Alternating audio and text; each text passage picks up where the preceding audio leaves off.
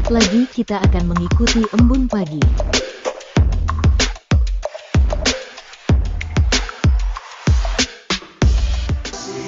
Kasihnya setiap hari.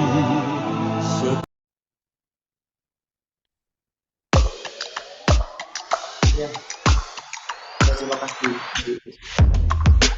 Sesaat lagi kita akan mengikuti embun pagi.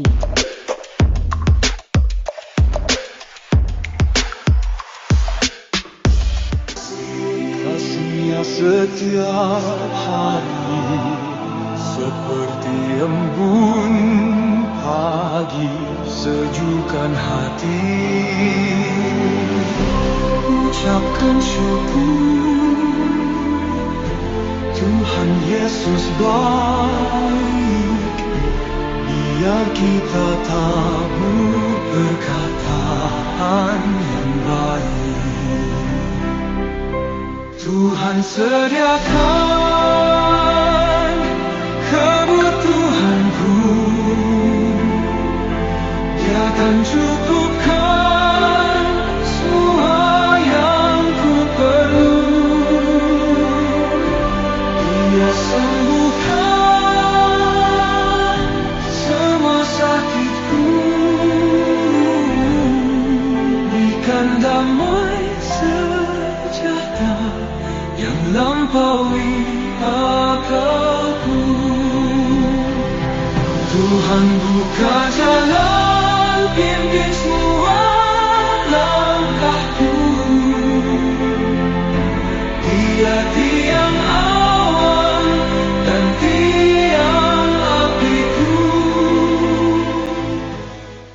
Esra, pasal yang keempat, ayat 1 sampai ayat yang ke-24.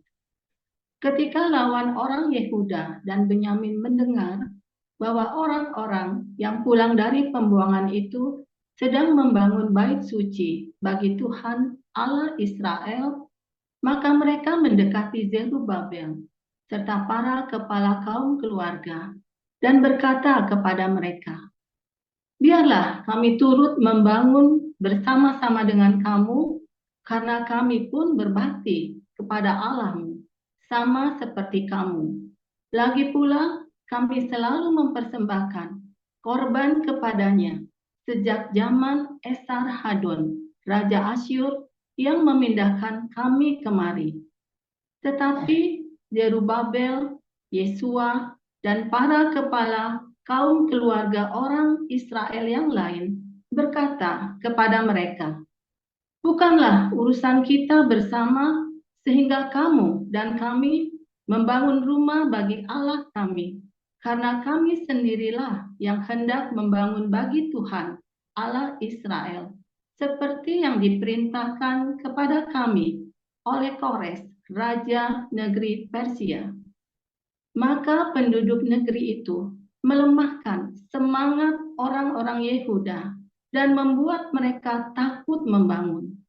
Bahkan selama zaman Kores, Raja negeri Persia, sampai zaman pemerintahan Darius, Raja negeri Persia, mereka menyogok para penasihat untuk melawan orang-orang Yehuda itu dan menggagalkan rancangan mereka.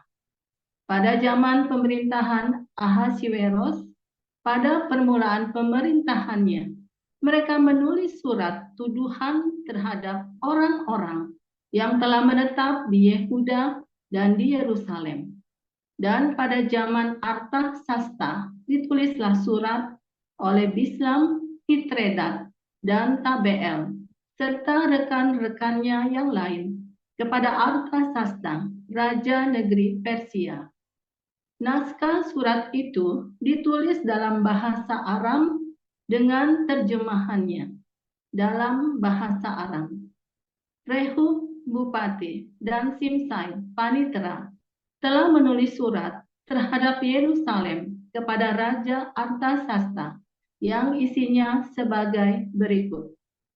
Pada waktu itu ditulislah surat itu oleh Rehum Bupati dan Simsai Panitera serta rekan-rekan mereka yang lain, para hakim dan punggawa dan pegawai-pegawai.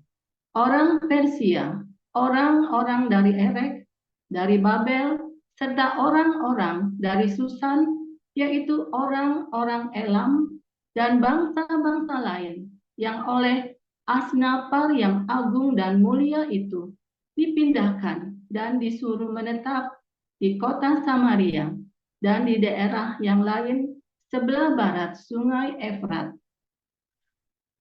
Inilah salinan surat yang dikirim mereka kepadanya ke hadapan Raja Artasasta dari hamba-hamba tuanku, orang-orang di daerah sebelah barat sungai Efrat. Maka kiranya Raja maklum bahwa orang-orang Yahudi yang berangkat dari tuanku ke tempat kami telah tiba di Yerusalem. Mereka sedang membangun kembali kota yang durhaka dan jahat itu. Mereka menyelesaikan pembangunan tembok-tembok dan memperbaiki dasarnya. Kiranya Raja maklum bahwa jikalau kota itu sudah dibangun dan tembok-temboknya sudah selesai, orang tidak lagi membayar pajak, upeti, atau bea, sehingga kota itu akhirnya mendatangkan kerugian kepada raja-raja. Sekarang, oleh karena kami mempunyai hubungan dengan raja, dan tidak patut bagi kami melihat raja kena cela, maka oleh sebab itu kami menyuruh orang memberitahukan hal itu kepada raja, supaya diadakan penyelidikan dalam kitab riwayat nenek moyang tuanku. Di dalam kitab riwayat itu, tuanku akan mendapati dan mengetahui bahwa kota itu kota durhaka yang selalu mendatangkan kerugian kepada raja-raja dan daerah-daerah, dan bahwa orang selalu mengadakan pemberontakan di dalamnya sejak zaman dahulu. Itulah sebabnya maka kota itu dibinasakan. Kami ini memberitahukan kepada raja bahwa jikalau kota itu sudah dibangun kembali dan tembok-temboknya sudah selesai, maka bagi tuanku kelak tidak ada lagi milik di daerah sebelah barat sungai Efrat.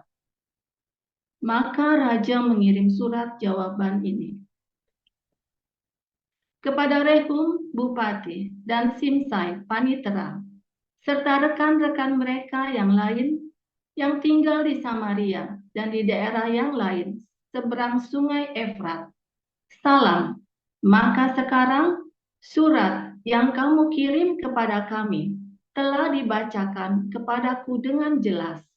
Lalu atas perintahku telah diadakan penyelidikan dan didapati bahwa kota itu sejak zaman dahulu selalu bangkit melawan raja-raja, dan bahwa penduduknya selalu mendurhaka dan memberontak.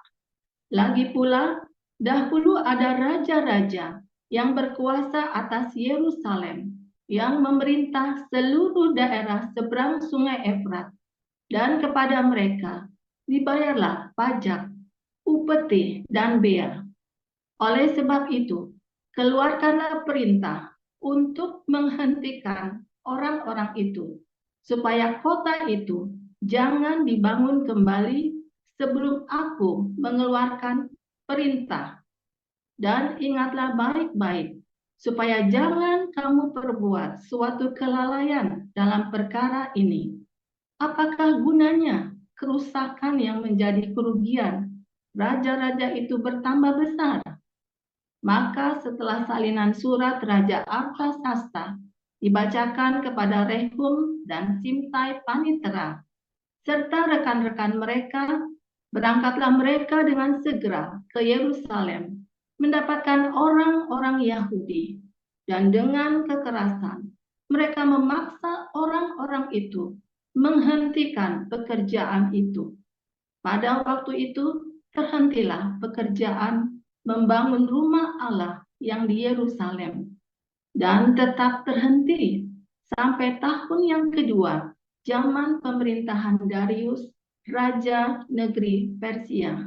Demikian. Kisah Para Rasul 4 ayat 1 sampai 37.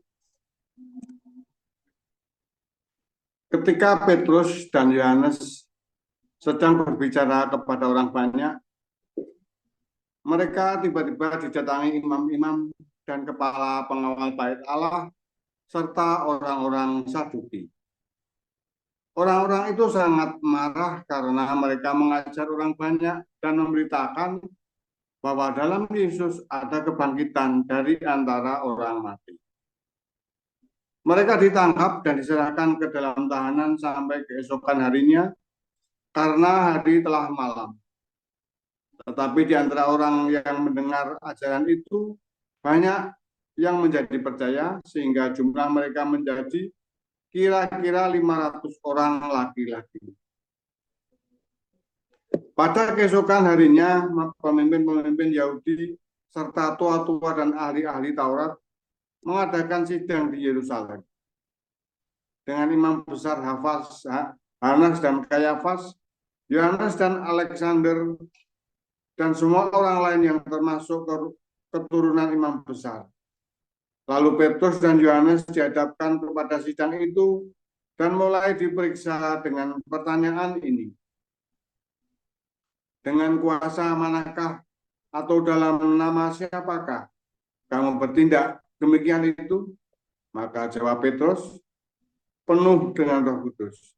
Hai pemimpin-pemimpin umat dan tua-tua, jika kami sekarang harus diperiksa karena suatu kebajikan kepada orang sakit dan harus menerangkan dengan kuasa manakah orang itu disembuhkan, maka ketahuilah oleh kamu sekalian dan oleh seluruh umat Israel bahwa dalam nama Yesus Kristus, orang Nazaret yang telah kamu salibkan, tetapi yang telah dibangkitkan Allah dari antara orang mati, bahwa oleh karena Yesus itulah orang ini berdiri dengan sehat sekarang di hadapanmu.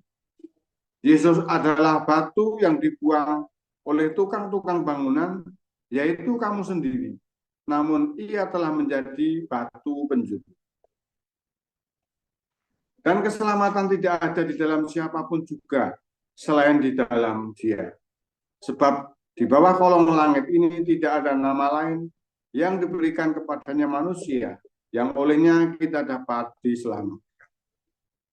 Ketika sidang itu melihat keberanian Petrus dan Yohanes dan mengetahui bahwa keduanya orang biasa yang tidak terpelajar, heranlah mereka. Dan mereka mengenal keduanya sebagai pengikut Yesus. Tetapi karena mereka melihat orang yang disembuhkan itu berdiri di samping kedua rasul itu, mereka tidak dapat mengatakan apa-apa untuk membantahnya. Dan setelah mereka menyuruh rasul-rasul itu meninggalkan ruang sidang, berundinglah mereka dan berkata, tindakan apakah yang harus kita ambil terhadap orang-orang ini?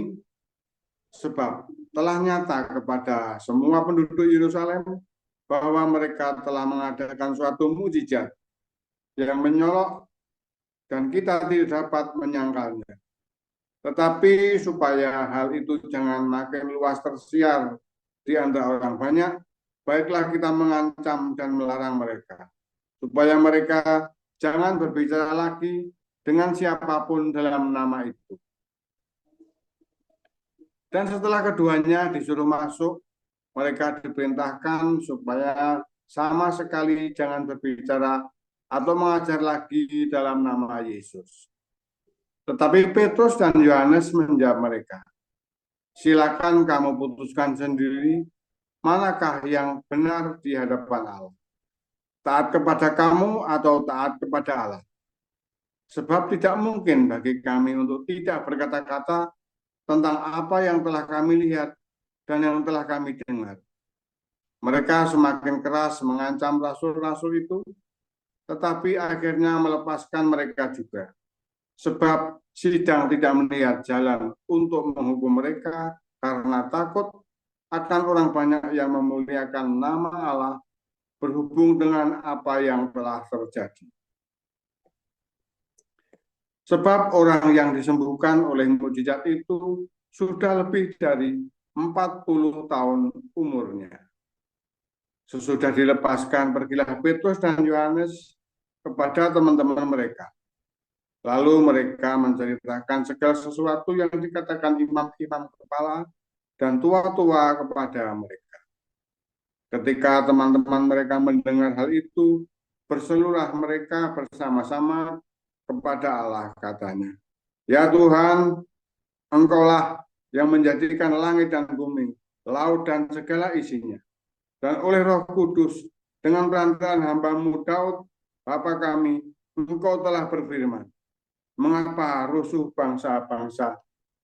Mengapa suku-suku bangsa mereka reka perkara yang sia-sia? Raja-raja dunia bersiap-siap dan para pembesar berkumpul untuk melawan Tuhan dan yang diurapinya. Sebab sesungguhnya telah berkumpul di dalam kota ini Herodes dan Pontius Pilatus beserta bangsa-bangsa dan suku-suku bangsa Israel melawan Yesus, hamba-Mu yang kudus, yang Engkau urapi, untuk melaksanakan segala sesuatu yang telah Engkau tentukan dari semula oleh kuasa dan kehendak-Mu. Dan sekarang, ya Tuhan, lihatlah bagaimana mereka mengancam kami, dan berikanlah kepada hamba-hamba-Mu keberanian untuk memberitakan firman-Mu. Ulurkanlah tangan-Mu untuk menyembuhkan orang, dan adakanlah tanda-tanda dan mujizat-mujizat oleh nama Yesus, hamba-Mu yang kudus. Dan ketika mereka mendengar berdoa, dan ketika mereka sedang berdoa, goyanglah tempat mereka berkumpul itu, dan mereka semua penuh dengan Roh Kudus. Lalu mereka memberitakan firman Allah dengan berani. Adapun kumpulan orang yang telah percaya itu, mereka sehati dan sejiwa, dan tidak seorang pun yang berkata bahwa sesuatu dari kepunyaannya adalah miliknya sendiri, tetapi segala sesuatu adalah kepunyaan mereka bersama. Dan dengan kuasa yang besar, rasul-rasul memberikan kesaksian tentang kebangkitan Tuhan Yesus, dan mereka semua hidup dalam kasih karunia yang melimpah-limpah. Sebab tidak ada seorang pun yang berkekurangan di antara mereka, karena semua orang yang mempunyai tanah atau rumah menjual kepunyaannya itu, dan hasil penjualan itu mereka bawa dan mereka letakkan di depan kaki rasul-rasul, lalu dibagi-bagikan kepada setiap orang sesuai dengan keperluannya. Demikian pula dengan Yusuf, yang oleh rasul-rasul disebut Barnabas, artinya anak penghiburan, seorang Lewi dari Siprus. Ia menjual ladang miliknya, lalu membawa uangnya itu dan meletakkannya di depan kaki rasul-rasul. Haleluya. Oke. Saya lagi coba di live-kan di Facebook ya. Oke, firman Tuhan selalu baru setiap hari bagi kita semua yang menantikan Tuhan dengan penuh cinta, dengan penuh belas kasihan. Jangan lupa berbuat baik setiap hari. Saudara, kalau ini firman Tuhannya saya live-kan di Facebook, saya Joseph Paulsang ya. Nah, saudara, tadi kita baca dari Esra 4 dan Kisah Rasul 4 ya. Saudara, kalau kita lihat di dalam Esra 4 ya, kita tahu bahwa sampai dengan hari ini pun terjadi bahwa susah sekali membangun rumah ibadah kita ya. Yang halangannya dari orang-orang di luar justru ya. Ketika kita hendak mendirikan rumah ibadah, gedung gereja, bait suci ya, makanya menjadi penghalang itu adalah orang-orang dari luar, orang-orang asing ya. Kita mau membangun tembok Yerusalem kita, yang menghalang-halangi itu adalah orang-orang dari luar, saudara. Dan sebetulnya halangan itu adalah halangan fisik yang dari luar itu yang tidak perlu Anda abaikan. Bodoh amat, bodoh taing ya saudara ya. Itu hanya bangunan fisik dan tidak akan mengubah apapun ya. Hanya penundaan sementara Ya, tetapi ada yang menghalangi gereja yang sejati dibangun. Siapa, saudara? Itu sesama kita sendiri, ya. Sesama kita sendirilah yang seringkali menghalangi pembangunan bait suci itu dibangun. Ya. Ketika kita memulai sebuah gerakan kita, seperti Anda lihat di dalam Kisah Rasul 4, ya. Gerakan dalam Kisah Rasul 4 itu dimulai dari adalah gerakan diakonia, ya. Gerakan diakonia, saudara, ya, memberi makan.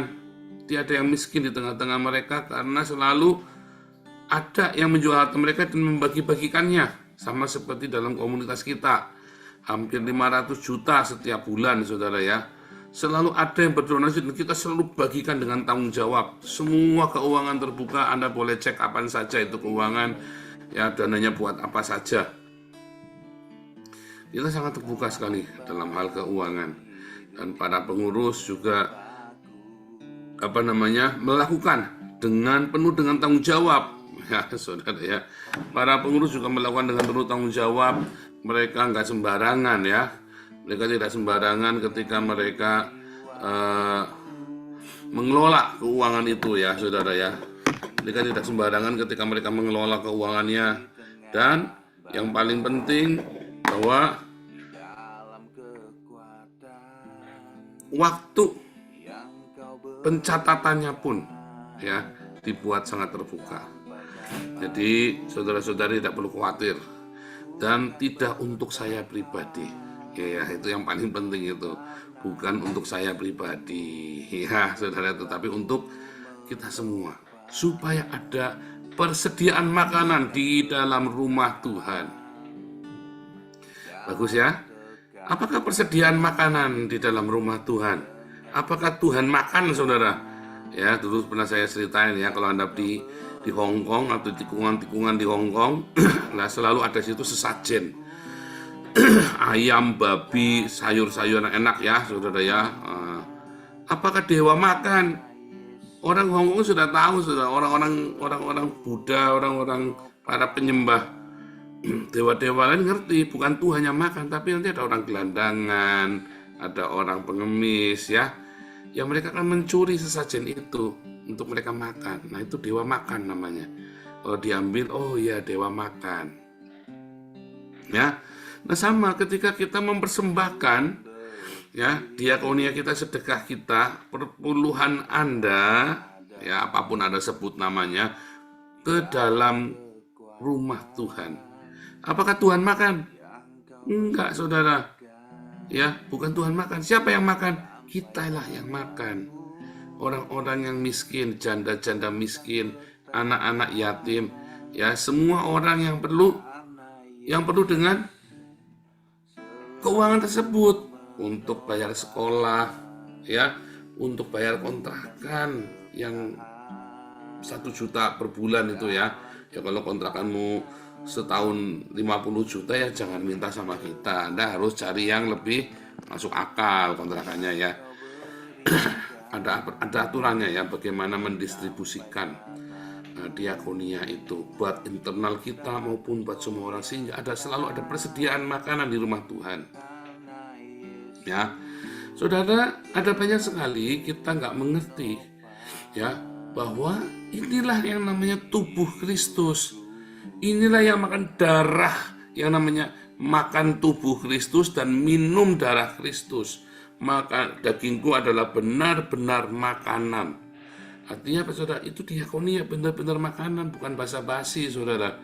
Darahku adalah benar-benar minuman, ya. Ketika kamu melakukan ini, kamu mengingat akan aku, kata Tuhan Yesus, ya. Memberitakan kematian Tuhan. Jadi ketika kamu sedang melakukan diakonia, kamu sedang melakukan pemberitaan pengorbanan Kristus Yesus. Jadi kalau Anda tiap hari, ya, Anda pergi ke gereja, tiap minggu Anda melakukan perjamuan Tuhan di gereja, bukan dengan sekerat roti yang kecil dan anggur kecil, tapi ketika kita sama-sama berbagi roti kita, berbagi berkat kita, itulah perjamuan Tuhan. ya. Nah, dibalik-balik, tapi sekarang ini orang-orang ya, banyak dibalik-balik. Aduh, saya karena ritual dalam gereja, beberapa orang nggak suka ya, saudara ya, dengan pengajaran saya. Oh, harus ini perjamuan suci. Kata perjamuan suci aja di gereja nggak ada, saudara. Ya, di dalam Alkitab nggak ada kata perjamuan suci, perjamuan kudus itu nggak ada. Karena Holy Communion itu berasal dari Dionysius. Tetapi perjamuan Tuhan adalah benar-benar mereka membagi makanan mereka, ya, bukan simbol, saudara ya, bukan simbol, itu benar-benar berbagi makanan. Nah, lalu inilah yang membuat kita menjadi tubuh Kristus, karena kita saling berbagi. Kamu melakukannya sama seperti aku membagi. Inilah tubuhku yang terpecah bagimu. Lakukan. Maka kita disebut gereja, kita disebut tubuh Kristus, yaitu ketika kita sama-sama melakukan membagi roti kita, saudara. Jadi Anda tidak akan disebut tubuh Kristus kalau Anda pelit, kalau Anda tidak berbagi sedekahmu kepada sesama kita, tidak berbagi rotimu. Kamu bukan tubuh Kristus. Jangan ngimpi, jangan halu. Hanya karena kamu anggota gereja Bethel Indonesia, oh saya tubuh Kristus. Oh, jangan halu, saudara. Kalau kamu pelit, kamu bukan tubuh Kristus. Ya, Kisah Rasul 4 diakhiri dengan apa? Ada seorang yang bernama Barnabas. Ya, dia menjual ladang miliknya, lalu meletakkan kaki di kaki para rasul untuk dibagi-bagikan sesuai dengan keperluan, kebutuhan, bukan keinginan. Pak, tolong biayai Pak, supaya saya bisa pergi ke Surabaya. Nggak bisa, saudara, supaya saya bisa pulang kampung Pak. Tolong Pak, ya nggak bisa. Pak, tolong Pak, supaya saya bisa beli motor Pak. Tolong diambilkan uang dari yayasan. Ya nggak bisa, saudara. Pak, tolong saya Pak, diutangi. Ya nggak bisa. Benar-benar makanan, ya. Ditambah sekarang adalah beasiswa untuk anak sekolah. Saudara, ini proyek yang membutuhkan banyak sekali dana, saudara. Ya, termasuk ketika kita memulai proyek Den Haag untuk pekabaran Injil, penginjilan, dan untuk kasih makan. Ya, oh jauh sekali kasih makannya di Den Haag. Sama kan orang-orang di Makedonia, ya, ngirim uang ke Yerusalem, saudara. Yang Makedonia itu daerah amat sangat miskin di zaman itu, dan Yerusalem termasuk kaya. Tapi Makedonia kolektor ngumpulin uang untuk Yerusalem. Bedanya apa? Sama kalian kolektor lalu kirim uang ke Den Haag untuk kita kasih makan itu orang-orang miskin. Ya, dan kita sudah baptis beberapa orang ya. Salah satunya yang loyal dengan kita namanya Peter. Ya, yang tua, yang tinggi besar itu ya. Itu salah satu yang loyal. Sekarang kita ada lagi kedatangan orang namanya Pim. Ya, temannya Peter. Nah, ada Pim dan ada beberapa orang lagi yang loyal ya, Mario Lain. Banyak sebenarnya orang-orang Belanda yang gabung sama kita ya, Mario Lain, Anton. Banyak, saudara ya. Dan ada juga Reiki, itu orang-orang Belanda semua tuh yang kumpul sama kita tiap minggu sekarang ya. Karena target kita bukan orang Indonesia, tapi orang-orang Belanda. Ya, dan imigran-imigran yang lain. Makanya di dalam komunitas kita pakainya bahasa Inggris dan pakai bahasa Belanda ya. Nah, saudara, apakah yang menghalangi pembangunan tubuh Kristus? Dari dirimu sendiri, saudara. Pelit. Kamu pikir kalau kamu Kristen, kamu sudah tubuh Kristus. Bukan. Selama kamu belum berbagi, kamu bukan tubuh Kristus. Bukan bagian dari tubuh Kristus. Sebab inilah tubuhku yang terpecah bagimu, ya lakukanlah ini, saudara. Kamu kudu melakukan, baru namanya tubuh Kristus. Ya, siapa yang menghalangi? Apa atau siapa yang menghalangi yang berikutnya? Tadi yang pertama adalah kamu sendiri ketika pelit, kamu tidak mau berdiakonia, tidak mau bersedekah. Kedua, saudara, kalau kamu hidupnya serampangan, kamu bukan tubuh Kristus, saudara. Serius. Karena batu-batu yang dibangun itu adalah juga sebuah batu permata, perhiasan. Maka karaktermu itu harus benar, karena itu harus betul-betul dipangkas, harus betul-betul diproses, supaya di atas batu lainnya, saudara. Dan kalau kamu membangunnya serampangan, ya, maka kamu bukan tubuh Kristus, kamu ngerusak. Ya, karaktermu itu loh, karakter Tuhan, karakter kerajaan surga itu penting. Kamu tidak mungkin taruh sembarangan, batu sembarangan di dalam pembangunan bait suci yang mulia ini, saudara. Yang ketiga, ya, kamu membangunnya benar-benar dengan emas atau dengan jerami. Hatimu tulus enggak? Atau penuh dengan kepalsuan? Cintamu palsu, katanya. Hati-hati, saudara. Inilah tubuh Kristus yang harus kamu bangun dengan kemurnian, dengan emas permata. Ya. Nah, yang keempat, saudara, ya. Ketika kita membangun bait suci, bangunan bait suci ini, ya ada kesatuan. Orang lain bisa menghambat bangunan yang di luar, fisik, saudara. Orang lain bisa menghambat fisik, ya, bangunan simbol. Tetapi tidak ada yang bisa menghambat pembangunan tubuh Kristus di dalam roh, selain kita sendiri kalau nggak bisa bersatu. Dan seringkali yang menghambat adalah teman-teman pelayanan kita. Di tengah-tengah kita diboikot. Ya, diboikot, budak, ndang tutup, ndang bubar itu yayasan. Berapa banyak orang keluar dari kita lalu mengharapkan kita bubar, saudara. Ya, kalau saya nggak punya pengalaman sama Tuhan, udah nyerah saya, saudara, ya. Malu, difitnah, ya kita sudah ditinggal berapa kali itu ya. Tapi duitnya ya masih utuh, masih banyak ya, saudara, ya. Masih tetap kita proyeknya tambah gede, tambah jalan semuanya. Aduh, itu benar-benar kasih karunia kemurahan Tuhan.